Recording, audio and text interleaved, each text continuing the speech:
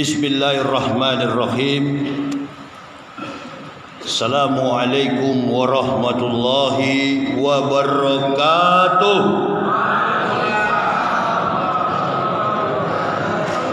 Alhamdulillah wa bihi nasta'inuhu ala umurid dunya waddin. Wassalatu wassalamu ala asrafil anbiya wal mursalin Muhammadin wa ala alihi wa sahbihi wa sallim, amma ba'du. Faya ibadallah ittaqullah haqqa tuqatih wa la tamutunna illa wa antum muslimun. Ibu bapak, saudara-saudaraku rahimakumullah, yang kami hormati, kami muliakan, para alim, para ulama, tokoh-tokoh masyarakat,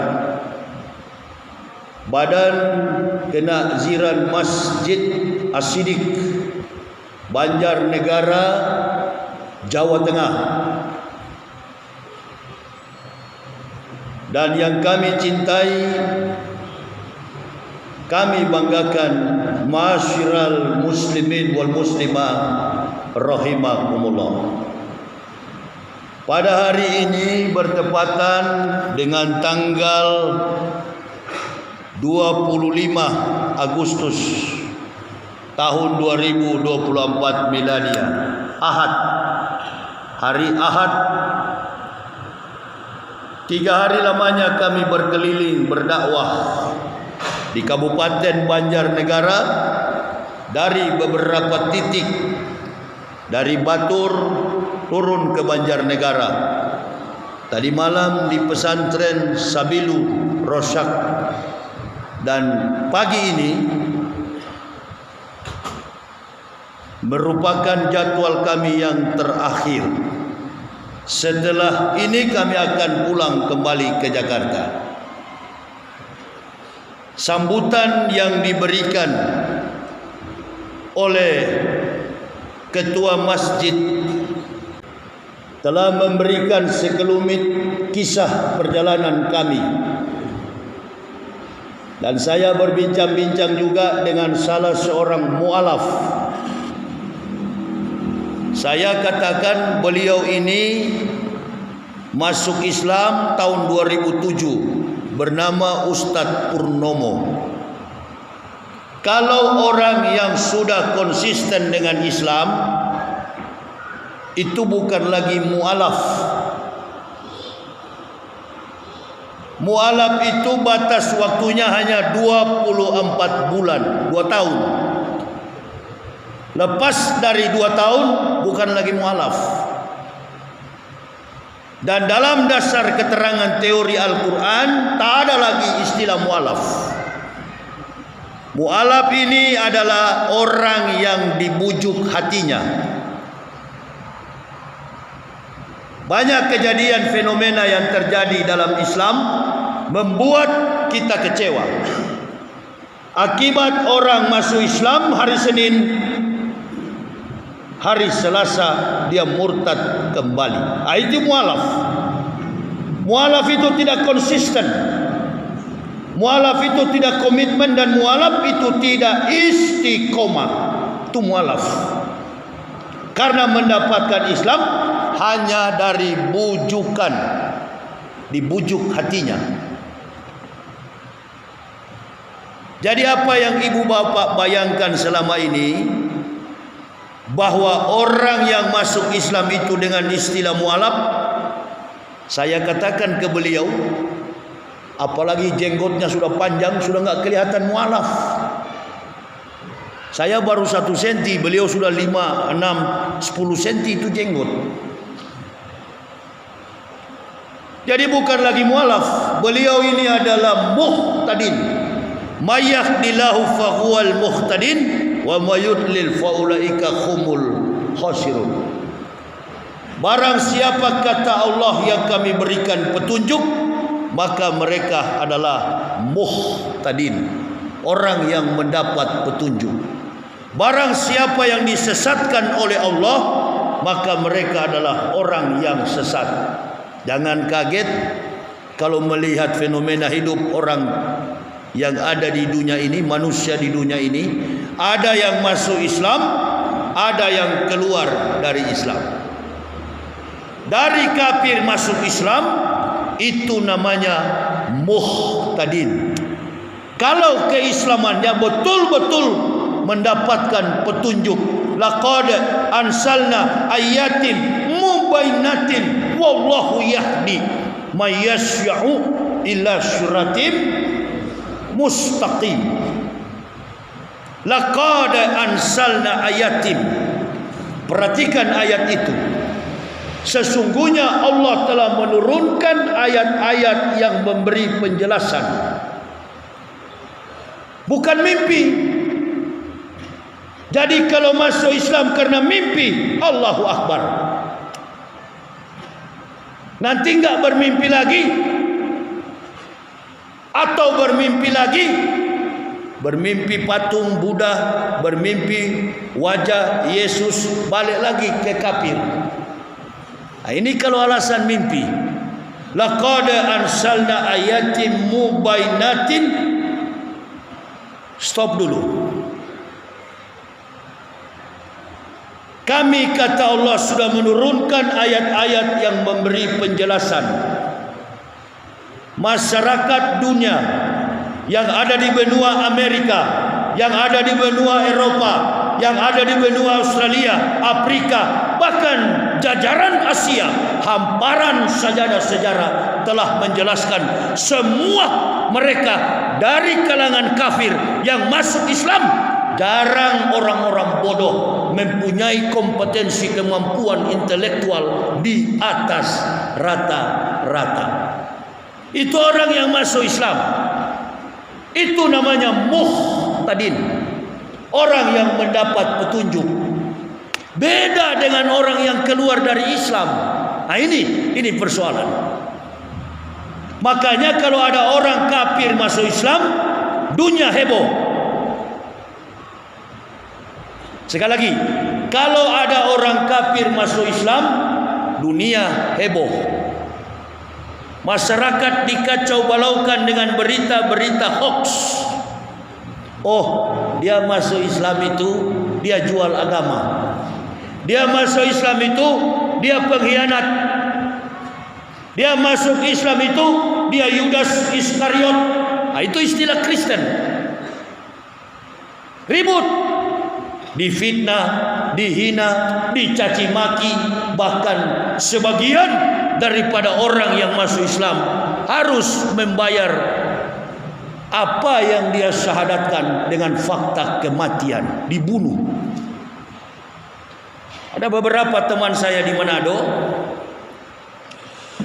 bahkan mereka itu adalah pendeta dan juga beberapa orang evangelis. Evangelis itu adalah penginjil. Mereka masuk Islam. Dan sudah saya katakan, kalau orang masuk Islam, hijrah. Perintah Nabi SAW di bulan Muharram, Nabi SAW pernah melakukan hijrah. Kenapa hijrah? Karena masyarakat kaum di kalangannya yang ada di Mekah tidak terima apa yang disampaikan oleh Nabi SAW. Allahumma sholli wa sallim wa barik alaihi. Rasulullah hijrah dari Mekah ke Madinah, menghindar, bukan takut, tapi beliau tahu persis bahwa orang kafir tidak suka kalau ada kaum atau orang yang ada di antara mereka masuk Islam. Ini resiko. Nabi hijrah. Nah, banyak dari teman-teman saya yang pernah masuk Islam enggak mau hijrah. Mereka lebih memilih untuk berdiam di kampung mereka. Akhirnya menjadi korban. Mereka mati dibunuh.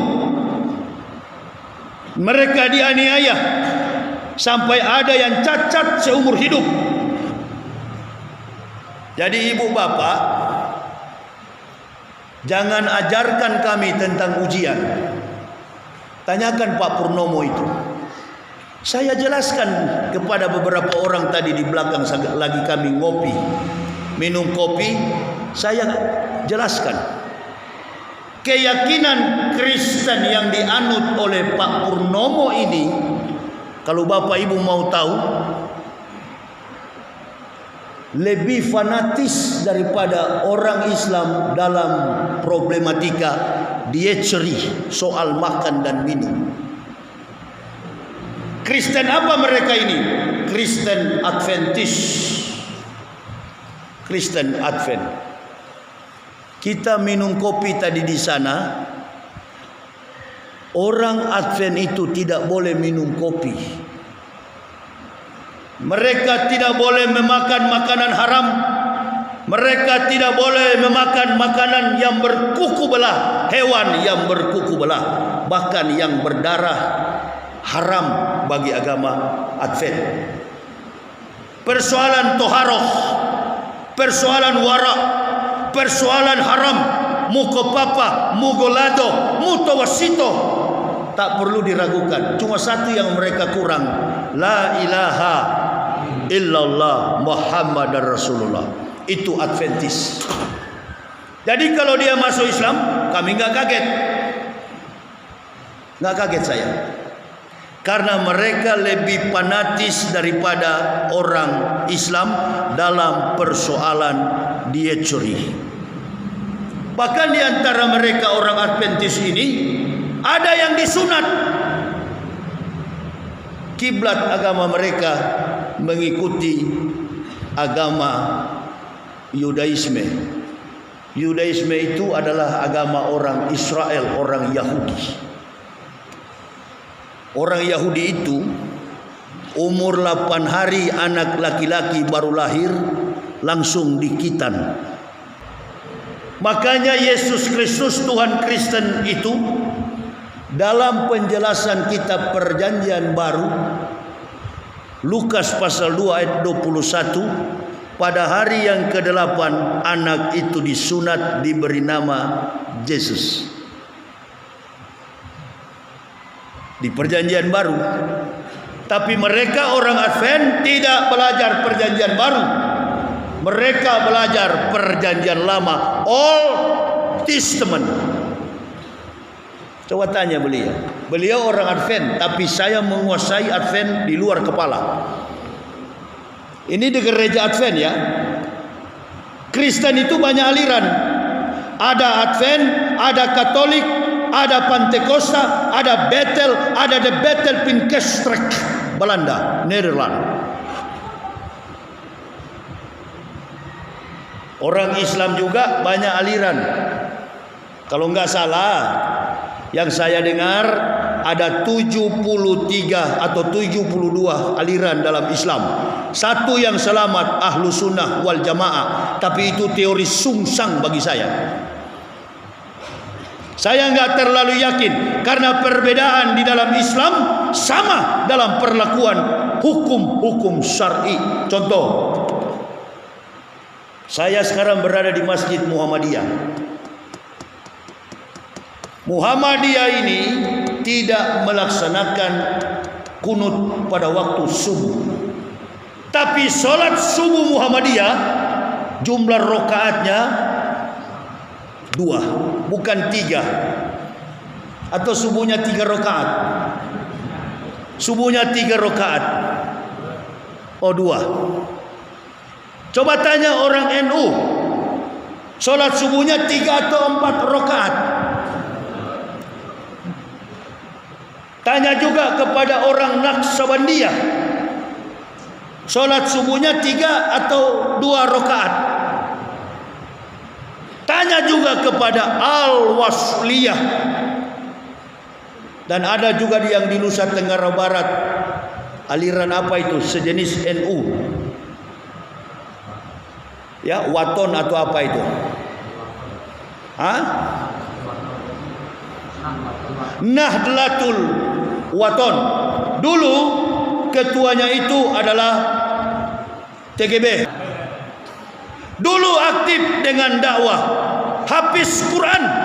Sekarang langkah beliau kemana si kafir pergi, si kiai ikut dari belakang. Inilah wajah Islam Indonesia. Hajar dari kepala dulu, hantam dari pemimpinnya dulu. Kalau pemimpin sudah tumbang, masyarakat akan ikut. Jangan salah kafir, jangan salah munafik.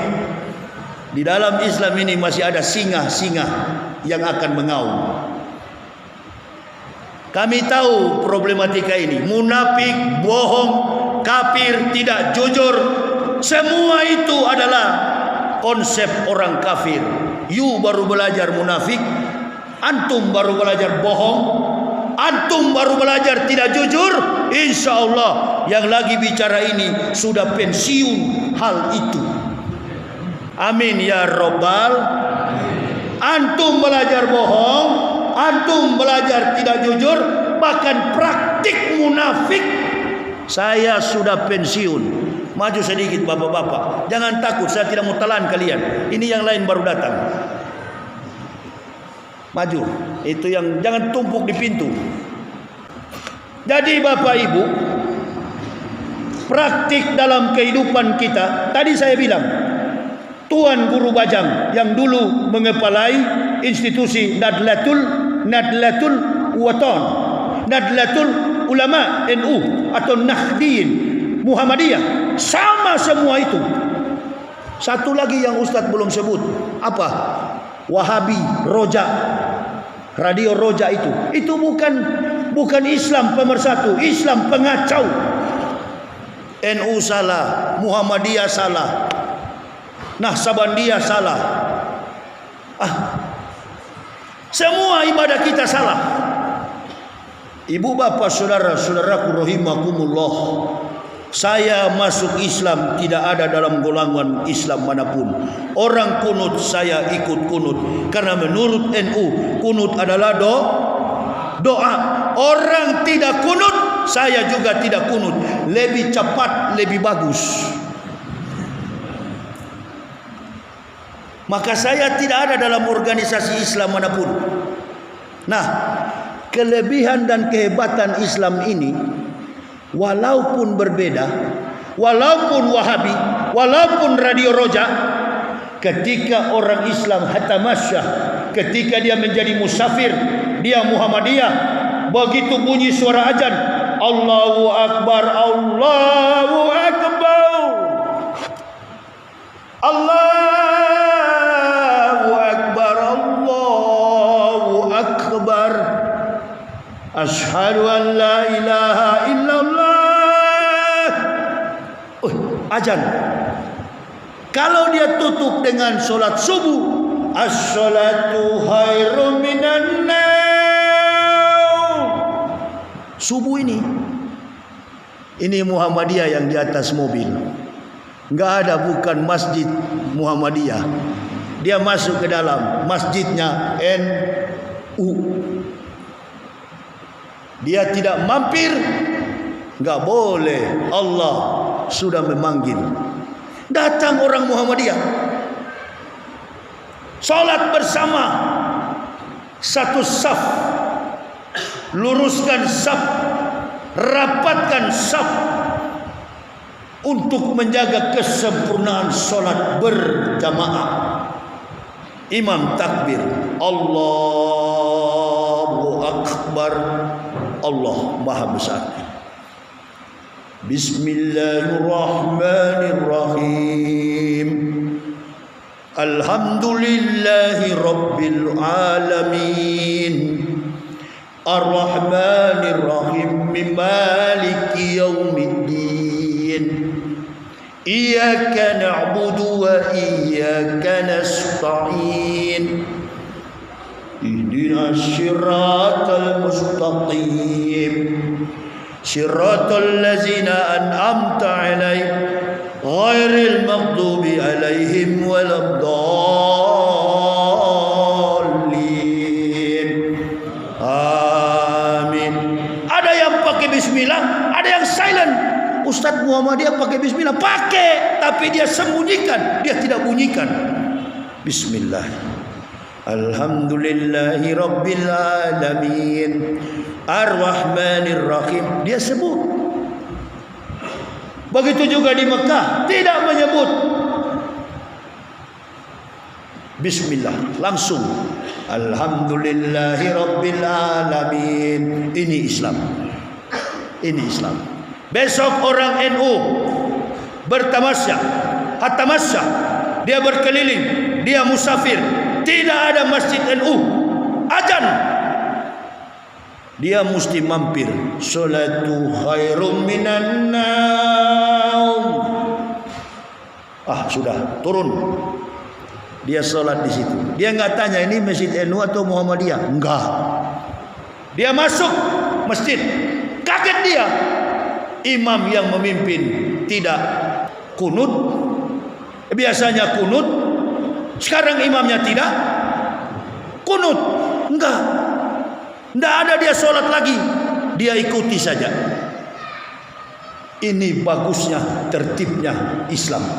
Tapi sekarang Kristen bagaimana Ustaz? Oh, tidak bisa. Tidak bisa. You kalau Protestan tidak boleh ke Katolik.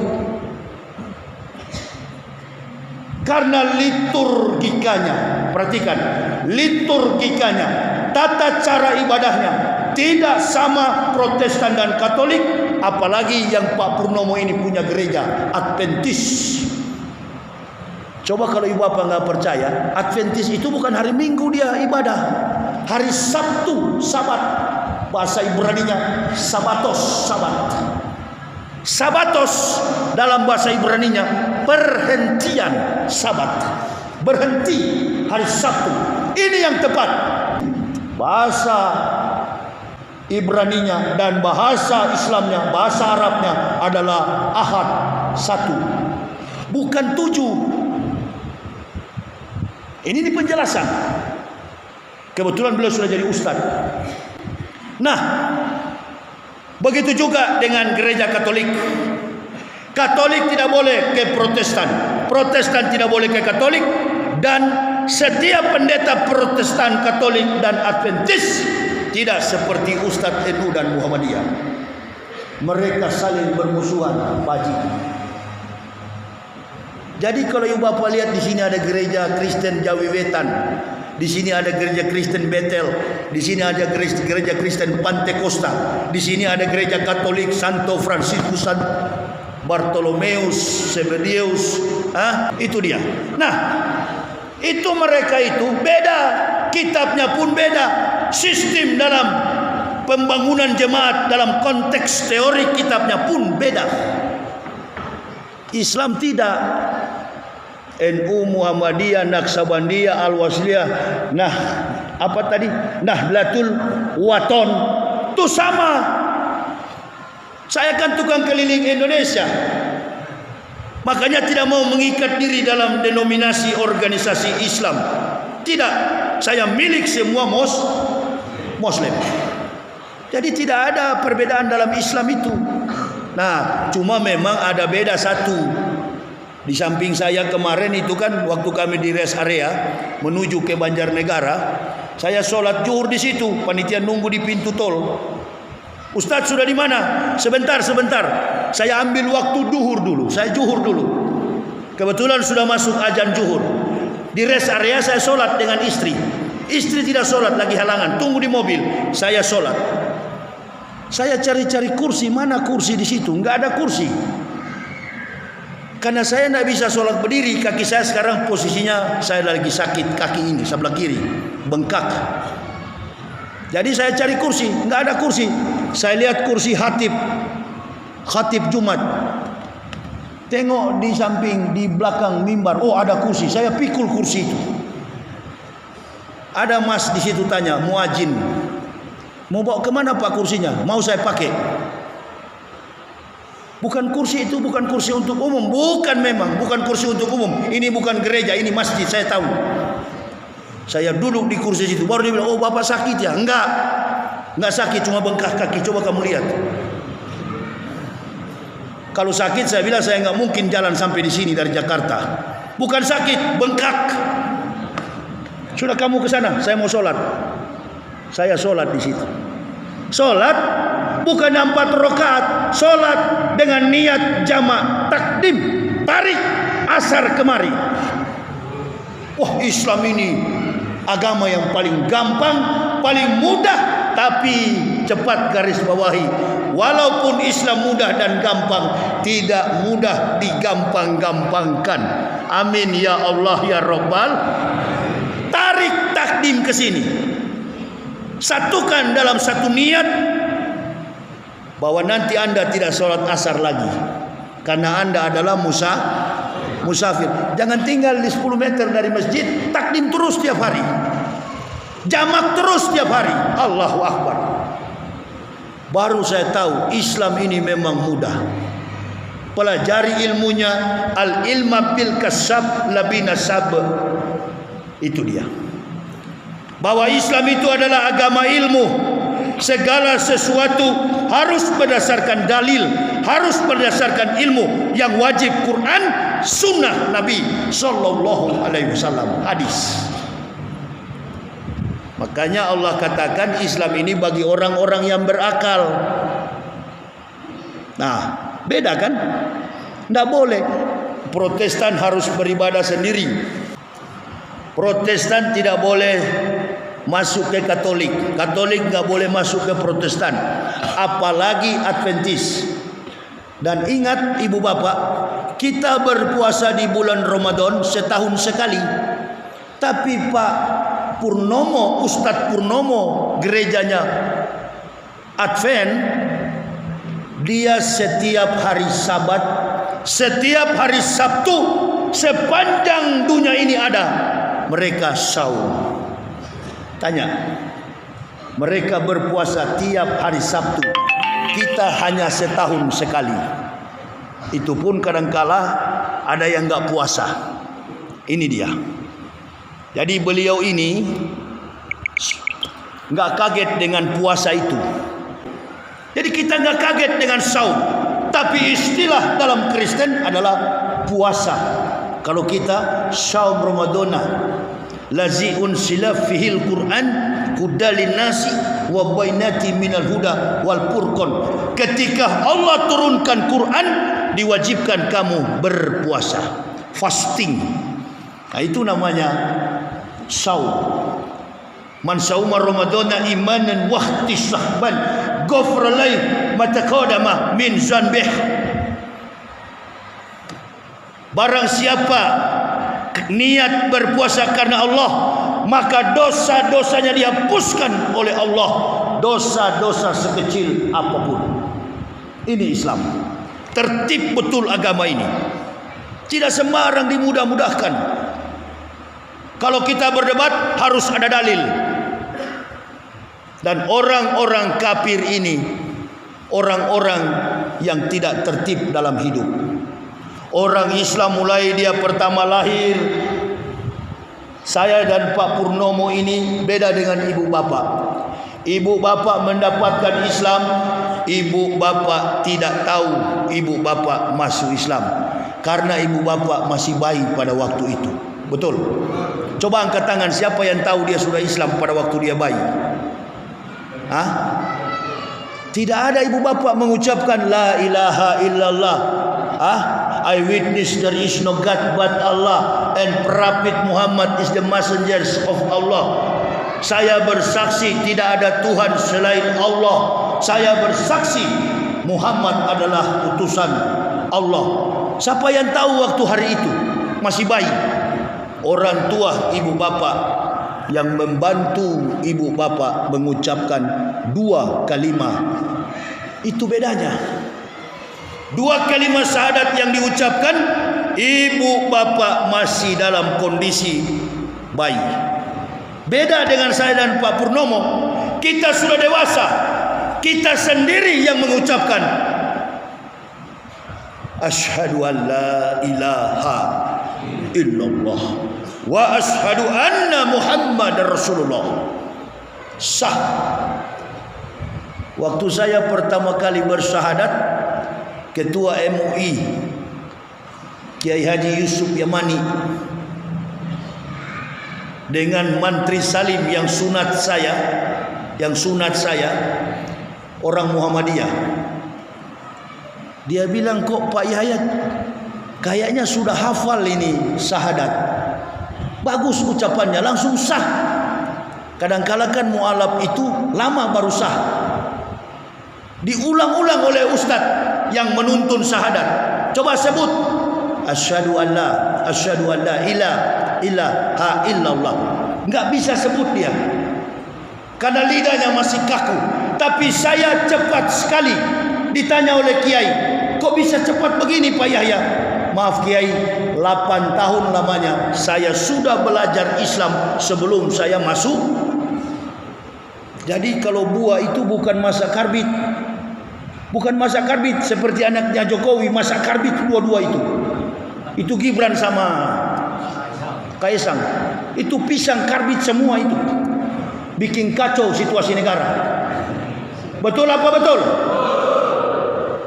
Kalau ada yang dukung Jokowi, kan saya mau pulang, kalian baku hantam dengan saya nanti.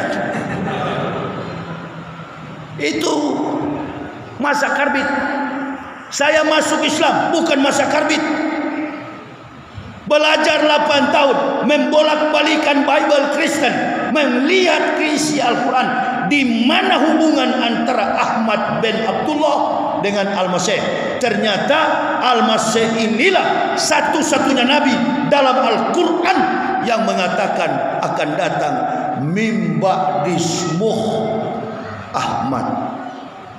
Menyerah saya.